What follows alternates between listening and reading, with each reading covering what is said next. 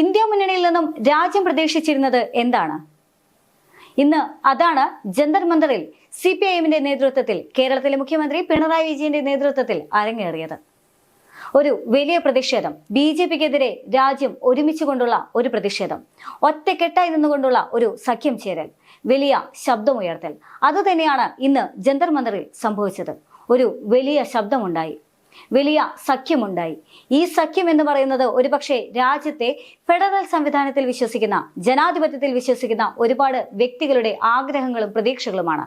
BJP എന്ന കേന്ദ്രം ഭരിക്കുന്ന പാർട്ടി യഥാർത്ഥത്തിൽ BJP ഇതര സർക്കാരുകളോട് ചില വേർതിരിവുകൾ കാണിക്കുകയാണ്, ചില അവഗണനകൾ കാണിക്കുകയാണ്. ഇതാണ് ഈ കാര്യമാണ് ഇന്ന് രാജ്യത്തിന്റെ ശ്രദ്ധയിൽ കൊണ്ടുവരാനായിട്ട് കേരളത്തിന്റെ നേതൃത്വത്തിൽ അണിനിരുന്നത്. കഴിഞ്ഞ ദിവസം കർണാടകയിൽ നിന്ന് രാഷ്ട്രീയത്തിലെ അതികായനായ DK ശിവകുമാറിന്റെ നേതൃത്വത്തിൽ, സിദ്ധരാമയ്യയുടെ നേതൃത്വത്തിൽ വലിയ രീതിയിൽ പ്രതിഷേധം സംഘടിപ്പിക്കാനെല്ലാം തന്നെ ഒരുങ്ങിയിരുന്നു. പക്ഷേ ഇന്നത്തെ പോലെ വലിയ രീതിയിലുള്ള ഒരു മീഡിയ അറ്റൻഷൻ, ഒരു മാധ്യമ ശ്രദ്ധയൊന്നും തന്നെ ആ പരിപാടിക്ക് ലഭിച്ചിരുന്നില്ല. പക്ഷേ ഇന്ന് കേരളത്തിൽ നിന്നുള്ള മുഖ്യമന്ത്രി പിണറായി വിജയന്റെയും മന്ത്രിസഭയും നയിച്ച പരിപാടി എന്ന് പറയുന്നത് വലിയ രീതിയിൽ തന്നെ ദേശീയ ശ്രദ്ധ ആകർഷിക്കാൻ സാധിച്ചിട്ടുണ്ട്, മാധ്യമ ശ്രദ്ധ ആകർഷിക്കാൻ സാധിച്ചിട്ടുണ്ട് എന്നുള്ളതാണ്. യഥാർത്ഥത്തിൽ ഇന്ത്യ മുന്നണി എന്ന് പറയുന്നത് വലിയൊരു പ്രതീക്ഷ തന്നെയായിരുന്നു. ലോക്സഭാ തെരഞ്ഞെടുപ്പ് അടുക്കുന്ന സാഹചര്യത്തിൽ ഈ BJPക്ക് എതിരെ ഇന്ത്യ ഒന്നിക്കുന്നു എന്നുള്ളതായിരുന്നു ആ സമയത്ത് ഉയർന്നു വന്ന ഒരു ആശയം എന്ന് പറയുന്നത്. ആ ആശയത്തെ യഥാർത്ഥത്തിൽ BJP ഭയപ്പെട്ടിരുന്നു എന്നുള്ളതാണ് യാഥാർത്ഥ്യം. പക്ഷേ ഇന്ത്യ മുന്നണിക്ക് എവിടെയോ ആ ആശയം പൂർത്തീകരിക്കാൻ കഴിയാതെ പോയി. ഒരുപക്ഷെ അധികാര തർക്കങ്ങളും പടലപ്പിണക്കങ്ങളും തന്നെയാണ് ഇന്ത്യ മുന്നണിയെ ഒന്നുമല്ലാതാക്കിയത് എന്നുള്ളതാണ് യാഥാർത്ഥ്യം. പക്ഷേ ഇന്ന് എന്താണ് ജന്തർ മന്ദറിൽ സംഭവിച്ചത്? ആ ഐക്യമാണ്, ആ പടലപ്പിണക്കങ്ങളും ആ വേർപിരിഞ്ഞു പോകലുകളും അധികാരമോഹങ്ങളും എല്ലാം തന്നെയാണ് ഇന്ന് ജന്തർ മന്ദറിൽ വെച്ച് ഇല്ലാതായത്. അതായത് DMKയും ആം ആദ്മി പാർട്ടിയും അതേസമയം തന്നെ സമാജ്വാദി പാർട്ടിയെ പോലും റെപ്രസെന്റ് ചെയ്തുകൊണ്ട് കപിൽ സിബൽ പോലും എത്തിയ സാഹചര്യത്തിൽ രാജ്യം ഒന്നിക്കുകയായിരുന്നു. രാജ്യത്തിലെ എല്ലാ നേതാക്കന്മാരും ഒന്നിക്കുകയായിരുന്നു.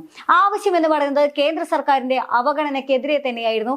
ആ അവഗണന കേന്ദ്ര സർക്കാർ പിൻവലിക്കണം എന്നുള്ളത് തന്നെയായിരുന്നു ആവശ്യം എന്ന് പറയുന്നത്. മാത്രമല്ല പലപ്പോഴും കേന്ദ്ര സർക്കാർ മറന്നു പോകുന്ന ഫെഡറലിസം എന്ന് പറയുന്ന സംവിധാനത്തെ ഓർമ്മിപ്പിക്കൽ കൂടിയായിരുന്നു. യഥാർത്ഥത്തിൽ അല്ലെങ്കിൽ അക്ഷരാർത്ഥത്തിൽ അത് വിജയിച്ചു എന്ന് തന്നെ പറയാം. കാരണം ഇങ്ങ് കേരളത്തിൽ നിന്നും, അതായത് പലപ്പോഴും കേന്ദ്രം അവഗണിക്കുന്ന കേരളത്തിൽ നിന്ന് പോലും നേരിട്ട് അവിടെ എത്തി ഒരു മന്ത്രിസഭ മുഴുവനിരുന്ന് സമരം ചെയ്യുക എന്ന് പറയുന്നത് അത് നാളത്തെ ചരിത്രത്തിലെ താളുകൾ തന്നെയാണ്. യഥാർത്ഥത്തിൽ കേന്ദ്രത്തിന്റെ ഭരണത്തിന് എതിരെ, കേന്ദ്രത്തിന്റെ ചില അവഗണനകൾക്കെതിരെ ഒരു സംസ്ഥാനങ്ങളെല്ലാം തന്നെ ഒന്നിച്ചു നീങ്ങുക എന്ന് പറയുന്നത് അത് തീർച്ചയായിട്ടും ചരിത്രം തന്നെയാണ്. ആ ചരിത്രം കുറിക്കാൻ മുന്നിലുണ്ടായിരുന്നത് കേരളമാണ് എന്നുള്ളതാണ് അതിലെ ഏറ്റവും ശ്രദ്ധേയമായ കാര്യം, ഏറ്റവും നേട്ടകരമായ കാര്യം, ഏറ്റവും അഭിമാനകരമായ കാര്യം എന്ന് പറയുന്നത്. പക്ഷേ ഇപ്പോൾ കേരളത്തെ സംബന്ധിച്ച് നോക്കുകയാണെങ്കിൽ കേരളം ഈ ആവശ്യം ഉന്നയിച്ചു തുടങ്ങിയിട്ട് കാലങ്ങൾ ഏറെയായി എന്നുള്ളതാണ്. പക്ഷേ കാലങ്ങൾ ഏറെയായെങ്കിലും സർക്കാരിന്റെ ഭാഗത്തുനിന്ന്, അതായത് കേന്ദ്ര സർക്കാരിന്റെ ഭാഗത്തുനിന്ന് വ്യക്തമായ മറുപടി ലഭിച്ചില്ല എന്നുള്ളതാണ്. ആ മറുപടി പലപ്പോഴായി പല രൂപത്തിൽ, അതായത് കത്തുകളായോ അല്ലെങ്കിൽ നേരിട്ടോ പല രീതിയിൽ കേന്ദ്രത്തോട് ആവശ്യപ്പെടുന്നുണ്ട്. കേന്ദ്രം മറുപടി പറയാൻ തയ്യാറല്ല. പറയുന്നതെല്ലാം തന്നെ ചില ന്യായങ്ങൾ മാത്രമാണ്. അതായത് നിങ്ങൾ ആപ്ലിക്കേഷൻ തരാൻ വൈകിപ്പോയി, ആപ്ലിക്കേഷനിൽ തെറ്റുണ്ടായിരുന്നു, ഇത്തരമുള്ള ചില ന്യായങ്ങൾ മാത്രമാണ്. അത്തരത്തിലുള്ള ന്യായങ്ങൾ കേട്ട് സഹികെട്ടുകൊണ്ടാണ് ഇങ്ങ് കേരളത്തിൽ നിന്നും സുപ്രീം കോടതി വരെ പോയി ഒരു പരാതി പോലും കൊടുത്തിട്ടുണ്ടായിരുന്നത്. പക്ഷേ അതിനെല്ലാം ശേഷം യാതൊരു തരത്തിലുള്ള പോംവഴികളും ലഭിക്കാതെ വന്ന സാഹചര്യത്തിൽ കേരളത്തിലെ സാമ്പത്തിക പ്രശ്നം എന്ന് പറയുന്നത്, സാമ്പത്തിക പ്രതിസന്ധി എന്ന് പറയുന്നത് അത്ര കണ്ട് രൂക്ഷമായ സാഹചര്യത്തിലാണ്. ഇനി പ്രതികരിക്കാതെ വേറെ നിവൃത്തിയില്ല എന്ന് മനസ്സിലാക്കിയപ്പോഴാണ് ഇത്ര വലിയൊരു പ്രതിഷേധം സംഘടിപ്പിക്കാനായിട്ട് കേരളത്തിന്റെ നേതൃത്വത്തിൽ തീരുമാനമാകുന്നത്. അത്തരമൊരു തീരുമാനമായ സാഹചര്യത്തിൽ കേരളത്തിലെ പ്രതിപക്ഷ കൂട്ടായ്മ പോലും കേരളത്തിലെ സർക്കാർ ആഗ്രഹിച്ചു എന്നുള്ളതാണ് യാഥാർത്ഥ്യം. പക്ഷേ ആ ആഗ്രഹത്തിന് കേരളത്തിലെ പ്രതിപക്ഷം നിന്നു കൊടുത്തില്ല എന്നുള്ളതാണ് അതിലെ മറ്റൊരു യാഥാർത്ഥ്യം എന്ന് പറയുന്നത്. പക്ഷേ കേരളത്തിലെ പ്രതിപക്ഷം ആരോപിക്കുന്ന പ്രധാനപ്പെട്ട ഘടകം എന്ന് പറയുന്നത് ഇത്തരത്തിലുള്ള പ്രശ്നങ്ങളെല്ലാം തന്നെ കേരളം ആരോപിക്കുന്നതാണ്. യഥാർത്ഥത്തിൽ കേരളത്തിലെ സാമ്പത്തിക പ്രതിസന്ധിയുടെ എല്ലാം തന്നെ പ്രധാനപ്പെട്ട കാരണം എന്ന് പറഞ്ഞാൽ കേരളത്തിലെ തന്നെ നേതാക്കന്മാരാണ്, കേരളത്തിലെ തന്നെ മന്ത്രിമാരാണ്, മുഖ്യമന്ത്രിയാണ്. ധൂർത്താണ് ഇതിനെല്ലാം തന്നെ ആധാരമായിട്ടുള്ള പ്രധാനപ്പെട്ട കാരണം. കേന്ദ്ര അവഗണന എന്ന് പറയുന്നത് തുലവും തുച്ഛമാണ് എന്നുള്ളതാണ്. പക്ഷേ അങ്ങനെയാണെങ്കിൽ പ്രതിപക്ഷ നേതാവ് VD സതീശന്റെ ഈ വാദങ്ങളെല്ലാം തന്നെ ശരിയാണെങ്കിൽ പിന്നെ എന്തിനാണ് ജന്തർ മന്ദറിൽ മറ്റ് പാർട്ടിക്കാരും മറ്റ് നേതാക്കന്മാരും മറ്റ് സംസ്ഥാനങ്ങളും ഒരുമിച്ച് കൂടിയത് എന്നുള്ള വലിയൊരു ചോദ്യം അവിടെ പ്രസക്തമാകുന്നുണ്ട്. എന്താണ് കഴിഞ്ഞ കുറച്ച് നാളുകളായിട്ട് കർണാടക സർക്കാർ, അതായത് കോൺഗ്രസ് ഭരിക്കുന്ന കർണാടക സർക്കാർ പറയുന്നത് എന്നുള്ളൊരു ചോദ്യമുണ്ട്. കർണാടക സർക്കാരിന്, അതായത് കോൺഗ്രസിന് പോലും, വ്യക്തമായി പറയുകയാണെങ്കിൽ കോൺഗ്രസിന് പോലും നേടാനാകാത്ത നേട്ടം തന്നെയാണ് യഥാർത്ഥത്തിൽ ഇന്ന് CPIM നേടിക്കാണിച്ചു കൊടുത്തിരിക്കുന്നത്. പലപ്പോഴും പല തെരഞ്ഞെടുപ്പ് സമയങ്ങളും പറയാറുണ്ട്, പലപ്പോഴും CPM എന്ന് പറയുന്നത് ഒരു ദേശീയ പാർട്ടിയല്ല, ഇങ്ങ് കേരളത്തിലോ അങ്ങ് ബംഗാളിലോ മാത്രമുള്ള ചെറിയ ഇട്ടാവട്ടത്തുള്ള ഒരു പാർട്ടിയാണ് എന്ന് പറയാവുന്ന ഒരു സാഹചര്യമായിരുന്നു എപ്പോഴും ഉണ്ടായിരുന്നത്. രാഷ്ട്രീയത്തിൽ തന്നെ നോക്കുകയാണെങ്കിൽ, അതായത് ദേശീയ രാഷ്ട്രീയത്തിൽ തന്നെ പരിശോധിക്കുകയാണെങ്കിൽ എന്നും CPIM-നെ എപ്പോഴും ഒരു തരി എന്ന് പറഞ്ഞുകൊണ്ടാണ് വിശേഷിപ്പിക്കാറുള്ളത്. പക്ഷേ ആ ഒരു തരി തന്നെയാണ് ഇന്ന് കനലായി എരിഞ്ഞിട്ടുണ്ടായിരുന്നത്, അല്ലെങ്കിൽ അത് ആളി കത്തിയിട്ടുണ്ടായിരുന്നത് എന്നുള്ളതാണ് യാഥാർത്ഥ്യം. പലപ്പോഴും CPM-നെ ആണെങ്കിലും കളിയാക്കിക്കൊണ്ടാണെങ്കിലും അല്ലെങ്കിൽ ആവേശം പൂണ്ടുകൊണ്ടാണെങ്കിലും പറയുന്ന ഒരു വാക്കാണ് കനൽ ഒരു തരി മതി എന്നുള്ളത്. ആ കനൽ ഒരു തരി മതി എന്നുള്ള ആ വാക്യം തന്നെയാണ് ഇന്ന് അത് യാഥാർത്ഥ്യമായിട്ടുള്ളത് എന്നുള്ളതാണ് ഇന്നത്തെ ആ പ്രക്ഷോഭങ്ങളും പരിപാടികളെല്ലാം തന്നെ കാണിച്ചു തരുന്നത്. സീതാറാം യെച്ചൂരി ആണെങ്കിലും അതുപോലെ തന്നെ കപിൽ സിബൽ ആണെങ്കിലും അരവിന്ദ് കെജ്രിവാൾ ആണെങ്കിലും DMK-യിൽ നിന്നും ആ മന്ത്രിസഭയെ റെപ്രസെന്റ് ചെയ്ത് വന്നുകൊണ്ട് കറുത്ത വേഷധാരിയായി എത്തിയിട്ടുള്ള മന്ത്രിയാണെങ്കിൽ പോലും എല്ലാവരും തന്നെ കാണിച്ചു തരുന്നതും ഈ ഐക്യപ്പെടൽ തന്നെയാണ്, ഈ ഇത്തിരിയുള്ള ആവേശം തന്നെയാണ്. അത് ആളിക്കത്തുക തന്നെ ചെയ്യും എന്നുള്ള ഒരു വെല്ലുവിളി കൂടിയാണ് BJPക്ക് സർക്കാരിന് നൽകിയിട്ടുള്ളത്. ഇനി മറ്റൊരു ചോദ്യമുണ്ട്. യഥാർത്ഥത്തിൽ ഇന്ത്യ മുന്നണി വന്ന സാഹചര്യത്തിൽ BJP ഭയപ്പെട്ടിരുന്നത് എന്തിനാണ് എന്നുള്ളൊരു ചോദ്യം. BJP ഇത്ര വലിയ ശക്തിയായി നിൽക്കുന്ന സാഹചര്യത്തിൽ ഇന്ത്യ മുന്നണി എന്ന് പറയുന്നത് മറ്റു പാർട്ടികളെ പോലെ തന്നെ കണ്ടാൽ പോരായിരുന്നോ? യഥാർത്ഥത്തിൽ ഹിന്ദുത്വം എന്ന് പറയുന്ന വലിയൊരു അജണ്ട, ഒരു സ്വത്തായി തന്നെയുള്ള സാഹചര്യത്തിൽ പിന്നെ എന്തിനായിരുന്നു BJP ഭയപ്പെട്ടിരുന്നത് എന്നുള്ളൊരു ചോദ്യമുണ്ട്. ആ ചോദ്യത്തിനുള്ള ഉത്തരമാണ് ഇന്ന് കണ്ടത്. അതായത് ഒരു സഖ്യം ചേരൽ, ഒരു രാജ്യം മുഴുവൻ ഒന്നിക്കുകയാണ്, ഒരു സംസ്ഥാനം മുഴുവൻ ഒന്നിക്കുകയാണ്. അതായത് ഭരണകൂടത്തിനെതിരെ ഒരു സംസ്ഥാനം മുഴുവൻ ഒന്നിക്കുകയാണ്, രാജ്യത്തെ പാർട്ടികൾ മുഴുവൻ ഒന്നിക്കുകയാണ്, ഒരു രാജ്യം മുഴുവൻ ഒന്നിക്കുകയാണ് എന്ന് പറയുമ്പോൾ സ്വാഭാവികമായും ഏത് വലിയ കൊമ്പനാണെങ്കിലും അടിതെറ്റി പോകുമെന്നുള്ള യാഥാർത്ഥ്യം അത് BJP അന്നേ തിരിച്ചറിഞ്ഞിട്ടുണ്ടായിരുന്നു. പക്ഷേ ഇത്തരം ഒരു ബോധ്യപ്പെടുത്തലിന് അന്ന് കോൺഗ്രസിന് ത്രാണി ഉണ്ടായിരുന്നില്ല. അന്നായാലും ഇന്നായാലും കോൺഗ്രസിന് ത്രാണിയില്ല എന്നുള്ളതാണ് നമ്മൾ കണ്ടുകൊണ്ടിരിക്കുന്ന കാര്യം. എന്നാൽ അതേ സമയം തന്നെ ഇന്ന് കേരളത്തിലെ ഇട്ടാവട്ടത്തിലെ ഒരു പാർട്ടി പോയിക്കൊണ്ടാണ് ഡൽഹിയിൽ വെച്ച് ഇത്ര വലിയൊരു പ്രതിഷേധം കാണിച്ചുകൊണ്ട് ഞങ്ങൾക്ക് ഇനിയും ആൾക്കാത്താൻ അറിയാം, അവകാശപ്പെട്ടത് നേടിയെടുത്തുകൊണ്ട് തന്നെ ഇറങ്ങിപ്പോരൂ എന്ന് പറയുന്ന സാഹചര്യത്തിൽ പേടിക്കുക തന്നെ വേണം എന്നുള്ളതാണ്. കേരളം കൈയെടുക്കുമോ അല്ലെങ്കിൽ തെരഞ്ഞെടുപ്പിലെ വിജയമോ ഒന്നും തന്നെയല്ല പ്രശ്നം. യഥാർത്ഥത്തിൽ അവകാശങ്ങൾക്ക് വേണ്ടി ശബ്ദമുയർത്താൻ സംസ്ഥാനങ്ങൾ ഇന്ന് തയ്യാറാണ്. ആ സംസ്ഥാനങ്ങൾക്കുള്ള കരുത്തുണ്ട് എന്ന് തന്നെയാണ് ഇന്നത്തെ പ്രതിഷേധങ്ങളെല്ലാം തന്നെ കാണിക്കുന്നത്. അതേസമയം തന്നെ കോൺഗ്രസിന്റെ നിലപാട് പലപ്പോഴും ചർച്ചയായിട്ടുണ്ടായിരുന്നു. ഈ ഒരു വിഷയവുമായി ബന്ധപ്പെട്ടുകൊണ്ട് കോൺഗ്രസിന്റെ വ്യത്യസ്തമായ നിലപാടായിരുന്നു. കേരളത്തിലെ സ്ഥിതി എടുക്കുകയാണെങ്കിൽ നേരത്തെ സൂചിപ്പിച്ച പോലെ തന്നെ VD സതീശൻ എന്ന് പറയുന്നത് അത് പിണറായി വിജയന്റെ മാത്രം പ്രശ്നമാണ്. സാമ്പത്തിക പ്രതിസന്ധി എന്ന് പറയുന്നത് രാജ്യത്ത് ഉണ്ട് എന്നുള്ളത് അദ്ദേഹം അംഗീകരിക്കുന്നുണ്ട്. പക്ഷേ കേരളത്തിൽ ഒരു സാമ്പത്തിക പ്രതിസന്ധി വരുന്നത് അത് BJP-യുടെയോ അല്ലെങ്കിൽ കേന്ദ്ര സർക്കാരിന്റെയോ പ്രശ്നമല്ല എന്നുള്ളൊരു നിലപാടായിരുന്നു VD സതീശന്റേത് എന്ന് പറയുന്നത്. എന്നാൽ അതേസമയം തന്നെ രാജ്യത്ത് അത്തരം ഒരു പ്രതിസന്ധി ഉണ്ട് എന്നുള്ള യാഥാർത്ഥ്യമാണ്. BJP ഇതര സംസ്ഥാനങ്ങളോട് അവഗണനയുണ്ട് എന്നുള്ളതും യാഥാർത്ഥ്യമായ കാര്യം തന്നെയാണ്.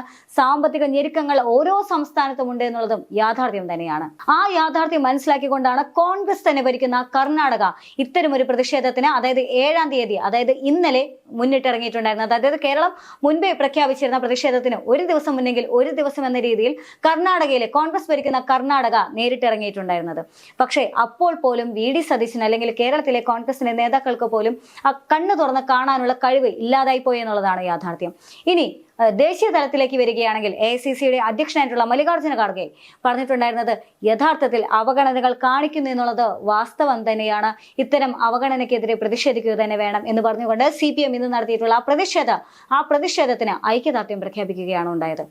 ഒരുപക്ഷെ രാജ്യത്തിലെ തന്നെ ഏറ്റവും വലിയ പാർട്ടി, ഒരു ദേശീയ പ്രസ്ഥാനം, ആ പ്രസ്ഥാനത്തിന്റെ അധ്യക്ഷൻ, അതായത് AICC-യുടെ അധ്യക്ഷനായ മല്ലികാർജ്ജുന ഖാർഗെ പോലും ഏറ്റുപറയുകയാണ് CPM എന്ന് പറയുന്ന ഇത്തിരി പോലുള്ള ഈ പാർട്ടിയുടെ നിലപാടുകളെല്ലാം തന്നെ സത്യമാണ്. CPM വിളിച്ചത് കൊണ്ടുവന്നതെല്ലാം തന്നെ സത്യമാണ്. ഈ സഖ്യം അനിവാര്യമാണ് എന്ന്. അതേസമയം തന്നെ അതേ പാർട്ടി ഭരിക്കുന്ന കർണാടകയും ഏറ്റുപറയുന്നുണ്ട് ഇതെല്ലാം തന്നെ സത്യമാണ്. അതേസമയം തന്നെ ആം ആദ്മി പാർട്ടി എന്ന് പറയുന്ന ഇങ്ങ് തലസ്ഥാനം ഭരിക്കുന്ന പാർട്ടി പോലും ഏറ്റുപറയുന്നുണ്ട് ഇതെല്ലാം തന്നെ യാഥാർത്ഥ്യമാണ്, ഞങ്ങൾക്ക് ഇതെല്ലാം തന്നെ ബോധ്യപ്പെട്ടതാണെന്ന്.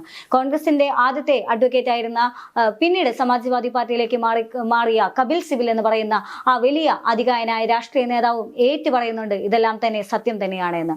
അതേസമയം തന്നെ DMK-യിൽ നിന്ന് സ്റ്റാലിന്റെ പൂർണ്ണ പിന്തുണ പോലും അദ്ദേഹം ഓൺലൈനായി നൽകി കഴിഞ്ഞു. മാത്രമല്ല അദ്ദേഹത്തിനെ പ്രതിനിധീകരിച്ചുകൊണ്ട് ഒരു മന്ത്രി പോലും ഇന്ന് ആ സമരത്തിൽ പങ്കെടുക്കുന്നു. ആ മന്ത്രിയെ അവർ അയച്ചിരിക്കുന്ന രീതി പോലും അവിടെ ഏറെ ശ്രദ്ധേയമാണ് എന്നുള്ളതാണ്.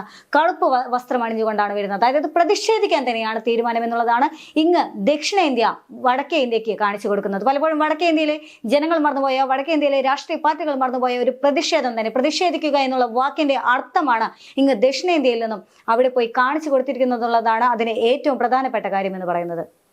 മറ്റൊരു കാര്യം, എന്തുമാത്രം ധൈര്യമുണ്ട് ഇത്തരം ഒരു നീക്കങ്ങളിലേക്കെല്ലാം തന്നെ മുതിരാൻ എന്നുള്ള ഒരു ചോദ്യം ഉയർന്നു വരുന്ന സാഹചര്യത്തിൽ ഇന്നലെ മുതലേ കേന്ദ്രം എന്താണ് കാണിക്കുന്നതെന്ന് എണ്ണി എണ്ണി പറഞ്ഞിരുന്നു.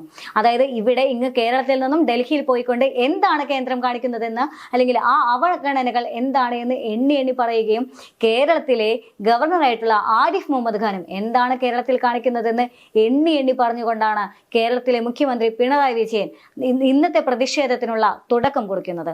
അത് ഇന്നലെ തുടങ്ങിയിട്ടുണ്ടായിരുന്നു. പിന്നീട് ഇന്ന് രാവിലെ ആ സഖ്യത്തിലേക്ക് എത്തിയതെല്ലാം തന്നെ, അതായത് ഓരോരുത്തരായി വന്നു ചേർന്നതെല്ലാം തന്നെ ആ വലിയൊരു നേട്ടം തന്നെയായിരുന്നു.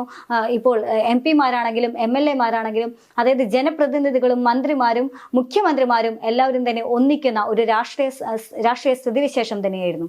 ഇനി ഉയർന്നു വരുന്ന ചോദ്യങ്ങളാണ്. ലോക്സഭാ തെരഞ്ഞെടുപ്പ് അടുത്തിരിക്കുകയാണ്. ഇത്തരം ഒരു വലിയ പ്രതിഷേധം BJP-യെ എങ്ങനെയാണ് ബാധിക്കാൻ പോകുന്നത്? അത് കേരളത്തിൽ എങ്ങനെയാണ് ബാധിക്കുക?